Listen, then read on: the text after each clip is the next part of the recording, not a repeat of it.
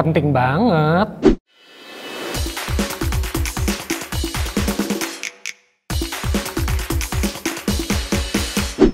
Hai, welcome back to Maharis YouTube channel. Saya Dr. Kori Catherine, spesialis kulit dan kelamin, dan saya Dr. Ricky Maharis, spesialis kulit dan kelamin.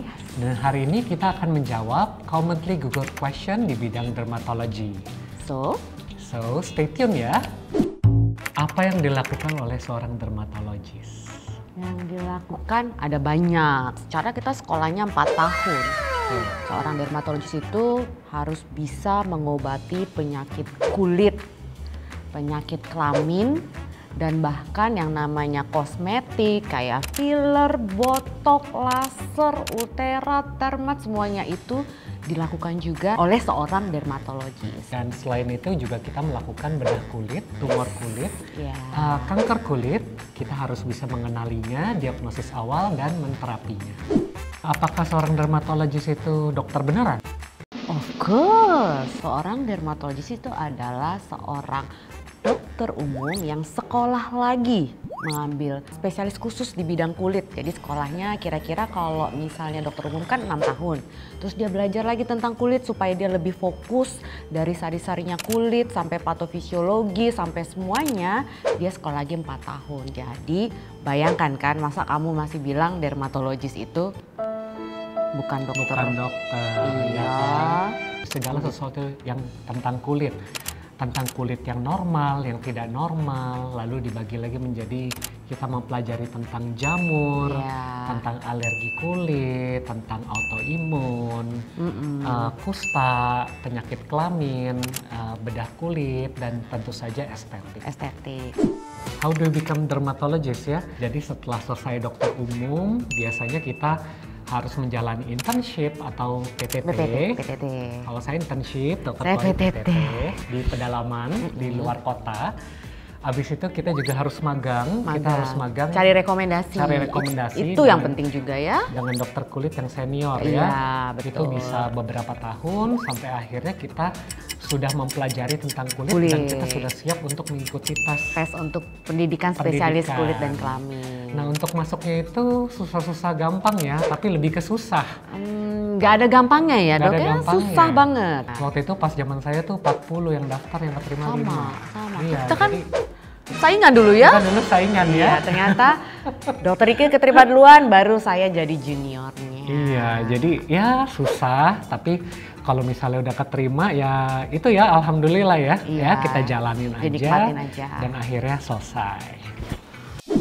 Yang dermatologis lakukan ketika pertama kali ketemu pasien ya? Kalau kita seorang dokter dari pintu aja tuh kita udah harus bisa mikir nih.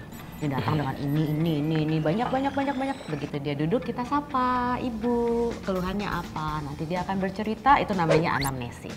Nah dari situ, dari dia datang, kita lihat kita udah mikir diagnosanya apa aja, mulai dia tersingkir satu-satu. Akhirnya kita membentuk suatu diagnosa yang kita pikir, oh ini nih kayaknya. Baru kita melakukan pemeriksaan fisik. Nah selanjutnya kalau memang kita masih ragu, memang perlu pemeriksaan penunjang atau lab, ya udah kita ambil deh itu pemeriksaan labnya. Itu untuk penyakit ya. Nah kalau kosmetik ya tinggal kita lihat apa pas dia datang di pintu tuh, kalau misalnya kita lihat, oh ini kalau nggak dia flek, dia jerawat, dia ini. Nah pas dia duduk dia akan bercerita. Nah di situ kita memperkecil lagi pemikiran kita. Nah baru setelah itu kita lihat, dan jangan lupa untuk memeriksa pasien kita harus pegang. Pegang, jangan dilihat aja ya. Jangan dilihat aja, jangan diterawang aja. Karena kalau kita pegang pasien, berarti pasien itu comfort with kita. Gitu. Kalau dokter yang lain mungkin menggunakan stetoskop. Ya, betul. Tapi kalau dermatologis itu kita harus pegang. Mata kita harus tajam.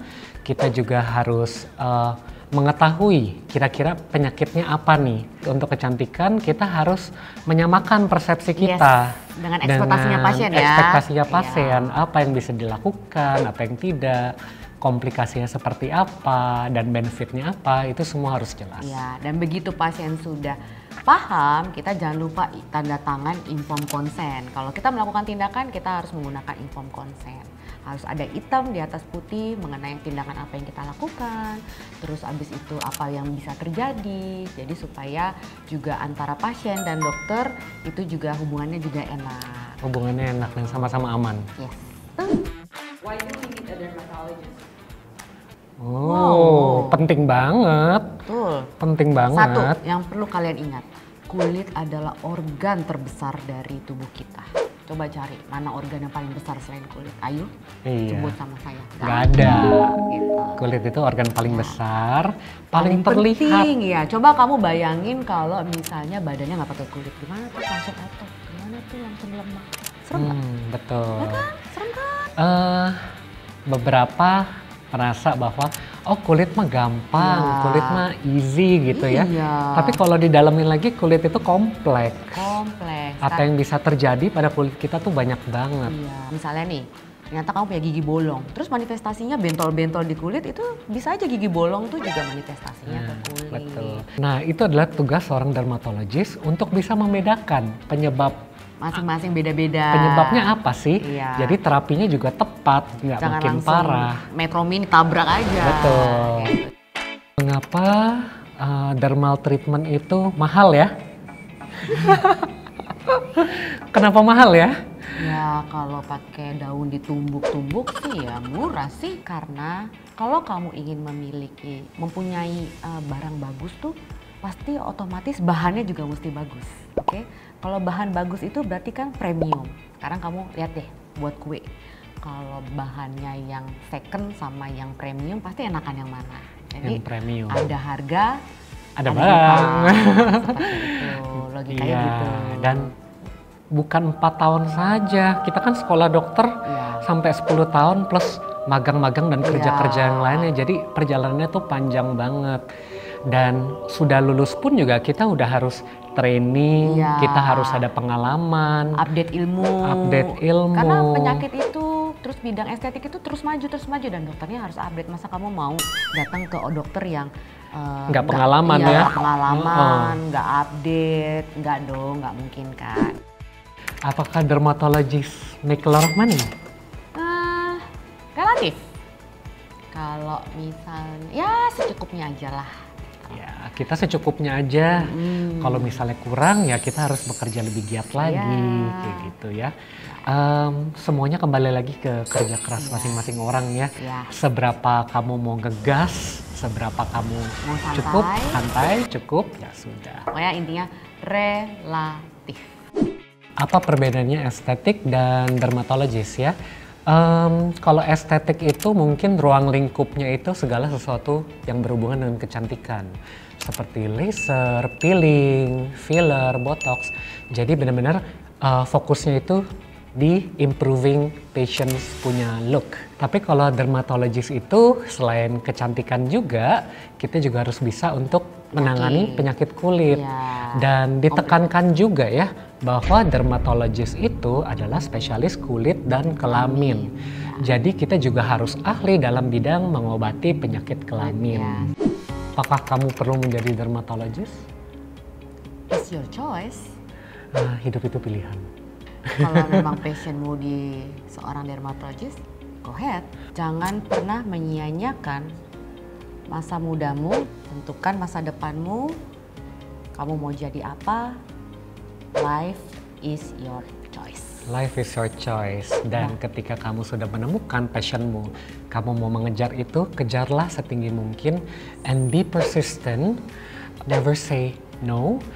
Dan hopefully jika rezeki dan bertemu dengan kerja keras, ya, suatu hari kamu bisa mencapai mimpi apapun yang kamu mau.